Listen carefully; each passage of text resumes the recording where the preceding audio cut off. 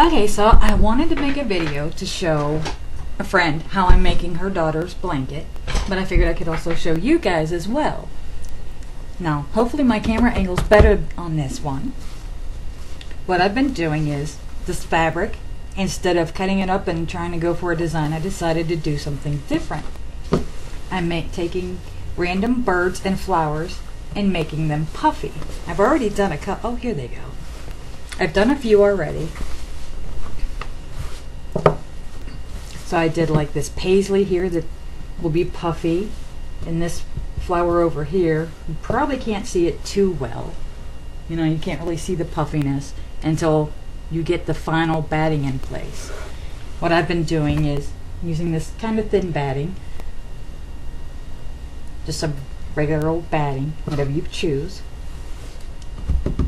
and I sew it to the back.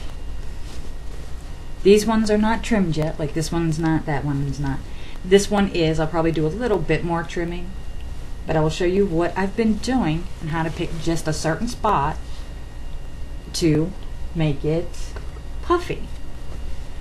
I figure out, you know, it's been a random placing, so I just go along and I find a spot that I want to do, and I think I'll do this one little, oh, this orange flower right here. So you can see my strings because I leave them there. I'll show you how I tuck those in too. Since I don't have to worry about them showing, I can just tie them in the back and they stay just fine.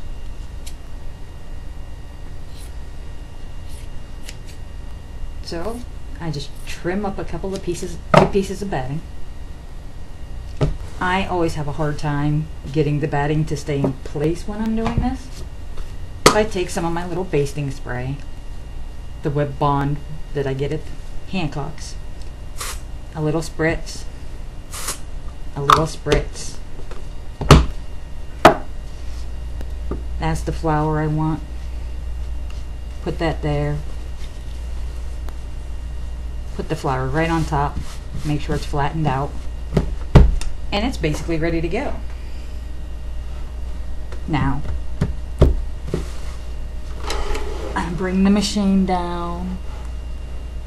You know what? I'll just take this off of here because this is blocking everything. That's my little pen holder I made just for the machine, so I didn't have to always wonder where my tomato was at. I leave a nice long tail, normally not that long, for some reason it got stuck. But I'll leave a long enough piece of thread to do the tying with later. I've got the machine ready. And I just pick a spot to start, and I'm using my big foot on the machine so I can just do my quilting. I get the needle in the right spot, and then I'm just going to follow the outside of the flower. I'm just going to trim it right with this.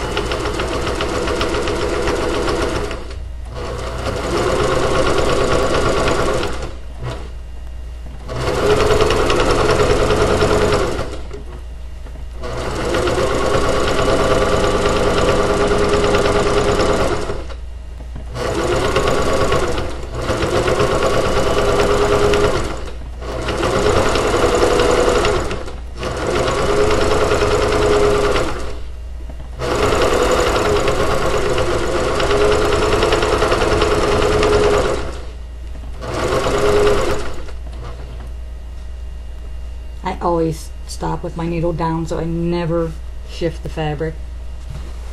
Okay, that's a lie. Sometimes I screw up and I shift it and I have to find the right spot. But okay.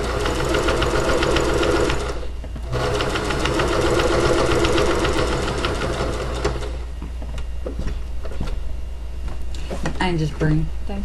I've trimmed it out.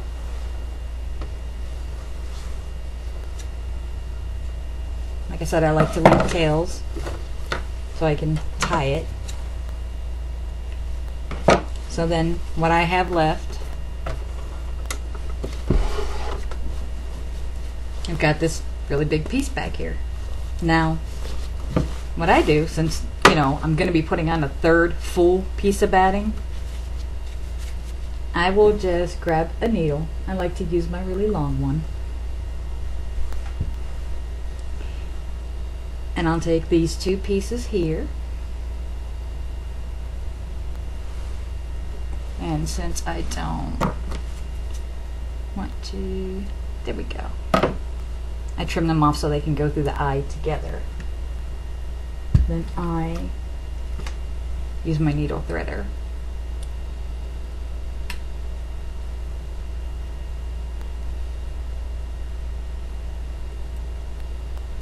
Go like that, thread the needle,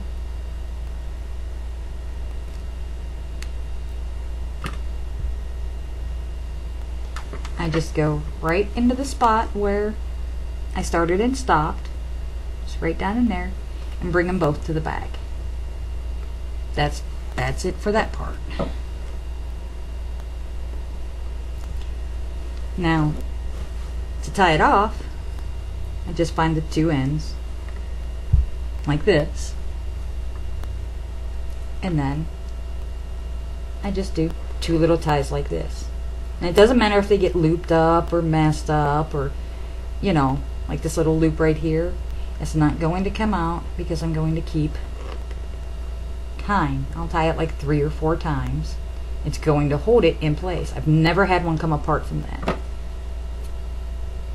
I still leave a little bit of a tail. Now, since I only want this flower to be puffy, I have to trim this fabric. You got to be careful to not cut the fabric, just the batting.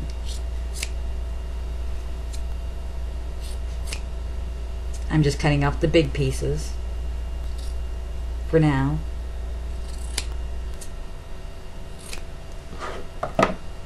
Then I get some smaller scissors that I have.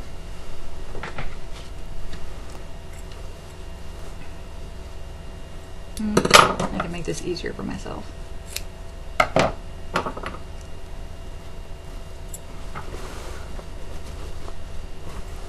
What you do is, I like to go like this, just a little bit, right up down into where the petals meet. Nice little V. And I take this very carefully so I don't cut the fabric.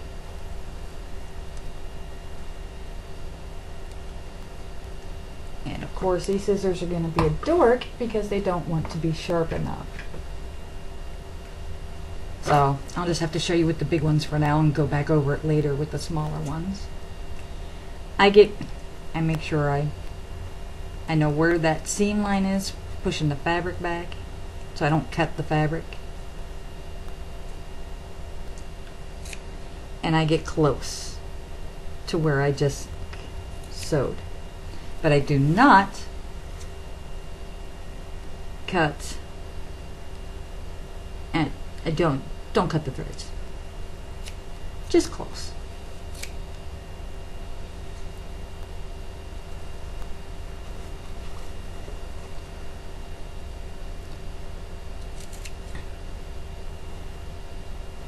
And you just keep doing it all the way around.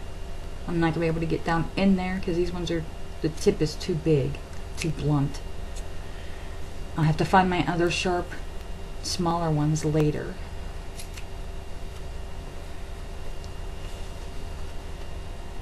But you pretty much get the idea of what I'm doing.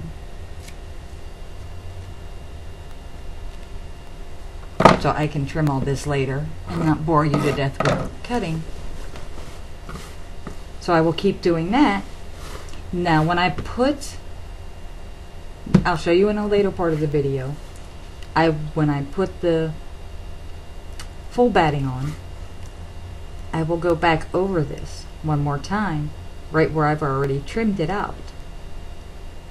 And that will hold this in place to the full batting. That third layer, those 2 layers that are there already, will push this up and make it puffy.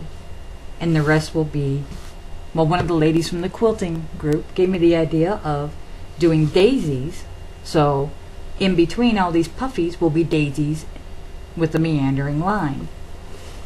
But as you can see on this one up here, I got down closer to the middle without actually cutting anything, getting too close. I like to get close, but not very, very close. This one here on the outside, I had the top of that bird there, so I just trimmed around the bird part, so it was just the flower that puffs up, not the bird. There's a couple of birds that I've done. I don't know where they're at exactly. There's so many here. Oh, here's one. As you can see, I just trimmed around him. So each one I will go back over, and I will probably try to do it all continuously, making the lines come up to them and meet them and go on to do something different. But I will show you that later. So I will go ahead and get this part done and then come back and show you what I do with the full batting.